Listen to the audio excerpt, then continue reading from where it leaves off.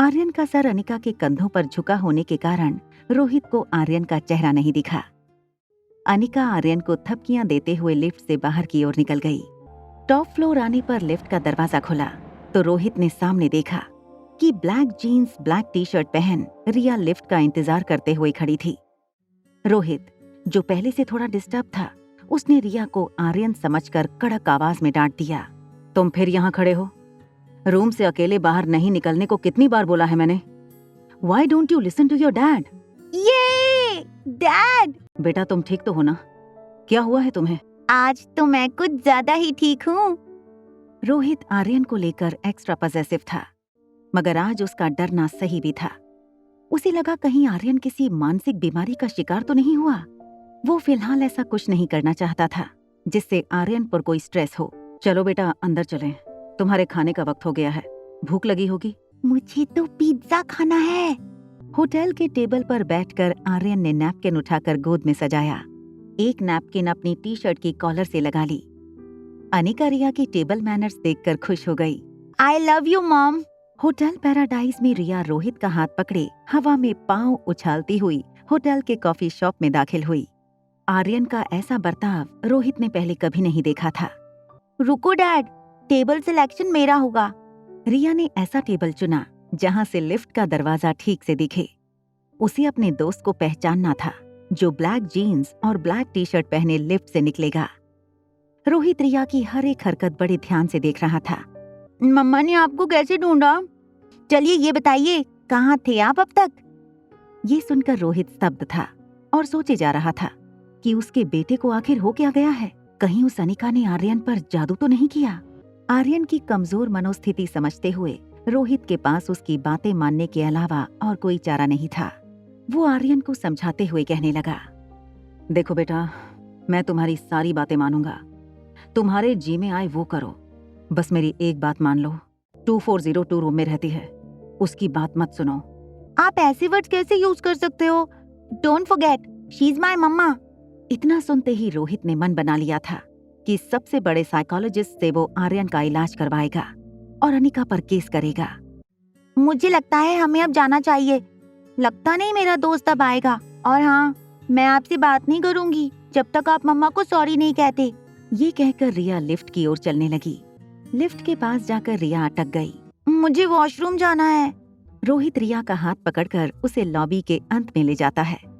रोहित जैसे ही उसे अंदर ले जाने लगा, रिया ने उसे रोक लिया। वेट, आप अंदर नहीं आ सकते। Don't you know that? ऐसा कहकर रिया लेडीज वॉशरूम में चली गई। ये देखकर रोहित का सर मानो घूमने लगा। रोहित ने वहीं खड़े खड़े डॉक्टर अग्रवाल को फोन लगाया। Doctor Agarwal multi specialty hospital के डीन थे। डॉक्टर ने तुरंत ही रोहित का फोन उठा लिया। Hello Rohit, how are you? Doctor Agarwal, I think Aryan needs immediate psychological attention. वो होटल की किसी गेस्ट को अपनी माँ समझने लगा है और वो I think we need to hire the best counsellor for him. Relax Rohit, panic होने की जरूरत नहीं है, इट्स नॉर्मल। इस उम्र में बिना माँ के बच्चे ऐसा करते हैं। कई बच्चे तो अपनी मरी माँ से बातें भी करते हैं। ये एक फेज है, वो शायद अपने आप बाहर आ जाए। फिर भी सिम्टम्स लॉन्ग लास्टिंग लगे तो मुझे कहना, I will appoint the best child psychologist, don't worry. Doctor Agarwal इतना कहकर फोन काट देते हैं। रोहित डॉक्टर से बात करते करते होटल लॉबी रिसेप्शन तक आ गया था। ठीक उसी वक्त अनिका आर्यन को लेकर मेन एंट्रेंस से आई। रोहित का मुंह रिसेप्शन की ओर था और पीठ एंट्रेंस की तरफ। आर्यन ने पीछे से पापा को पहचान लिया। उसे पता था कि अगर पापा ने आर्यन को उसे किसी अजनबी के साथ बाहर से आते देख लिया तो उसकी खैर नहीं। इससे पहले कि रोहित उनकी तरफ मुड़ता, आर्यन अनिका के पीछे से स्टेयरकेस के रास्ते ऊपर चला गया। जब रोहित मुड़ा तो उसने देखा अनिका आ रही थी। उसका गुस्सा अनिका के लिए 7वें आसमान पर था। वो अचानक अनिका का रास्ता रोककर खड़ा हो गया तो अनिका के मुंह से चीख निकल गई। आसपास खड़े लोग अपना काम रोककर रोहित और अनिका को देखने लगे। क्या चाहिए तुम्हें? क्यों कर रही हो ऐसा मेरे बेटे के साथ? देखिए, मुझे लगता है आपको कोई गलतफहमी हुई है। कितने पैसे चाहिए तुम्हें? तुमने सोचा होगा उससे ज्यादा दूंगा, बस हमसे दूर रहो। देखिए, आप मेरी बच्ची के सामने मुझ पर ऐसे इल्जाम लगा रहे हैं जिनका कोई मतलब ही नहीं। रोहित अनिका की बात सुनकर शॉक हो गया, क्योंकि अनिका के साथ तो कोई था ही नहीं। रोहित अनिका के पीछे देखने लगा। तभी अनिका ने भी मुड़कर देखा। अनिका हैरान हो गई, वहां रिया नहीं थी। रिया, रिया कहाँ हो तुम? परेशान अनिका ने पर्स से फोन निकाला। अनिका पूरी लॉबी में रिया को ढूंढने लगी। एक हाथ से उसने रिया को फोन लगाया। रिया का फोन बज रहा था, लेकिन वो जवाब नहीं दे रही थी। बेहद घबराई अनिका बार बार फोन लगाने लगी। वॉशरूम में रिया वॉश बेसिन के टैप तक नहीं पहुंच रही थी। उसने बड़ी मुश्किल से अपनी एड़ियों को ऊंचा करके अपने हाथ धोए। उसकी जेब में फोन काफी देर से बज रहा था। हाथ धोने के बाद गीले हाथों से ही उसने फोन रिसीव किया और बिना फोन कान को लगाए बोली, मैं वॉशरूम में हूँ। इतना कहकर रिया ने फोन काट दिया। रिया की इतनी बात सुनकर अनिका की जान में जान आई। अपने हाथ घुटनों पर रखकर सांस लेने लगी। जैसे ही थोड़ी स्वस्थ हुई, वो वॉशरूम की ओर दौड़ी। वहां आर्यन टॉप फ्लोर पर अपने कमरे का दरवाजा नॉक करने लगा।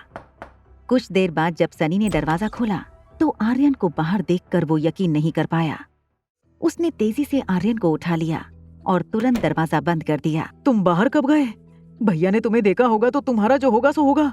मैं अपने मोबाइल से हाथ धो बैठूंगा। मगर तुम गए कहाँ थे? आर्यन ने अपनी आंखें नीचे की और मुस्कुरा कर बोला, पिज्जा खाने। नीचे अनिका लेडीज वॉशरूम में जाती है। वहां जैसे ही उसे रिया दिखी, थोड़ा प्यार से डांट भी दिया। आज पूरी शाम तुम वेल बिहेव थी, होटल में आते ही तुम्हारी शैतानी शुरू। आज का पिज्जा बहुत टेस्टी था। है ना? तो फिर से चलेंगे। अनिका रिया को सर्विस लिफ्ट के जरिए ऊपर ले गई। सनी ने रोहित को सब कुछ बताने के लिए फोन लगाया। टेंशन के मारे उसकी सांसें भारी होने लगी थीं। जैसे ही दूसरी तरफ से रोहित ने फोन उठाया, सनी हिम्मत करके सब कुछ एक सांस में बोल गया, भैया आर्यन पिज्जा खा के आया है। हाँ, मैं ही उसे ले गया था। आया है मतलब? आर्यन ऊपर तुम्हारे साथ है? हाँ, वो तो आ गया। ठीक है, मैं भी आता हूँ। आगे की कहानी जानने के लिए देखें अगला एपिसोड सिर्फ पॉकेट एफएम के यूट्यूब चैनल पर। और एक लड़की को देखा तो के सारे एपिसोड को सुनने के लिए डिस्क्रिप्शन में दी गई लिंक से डाउनलोड करें पॉकेट एफएम ऐप।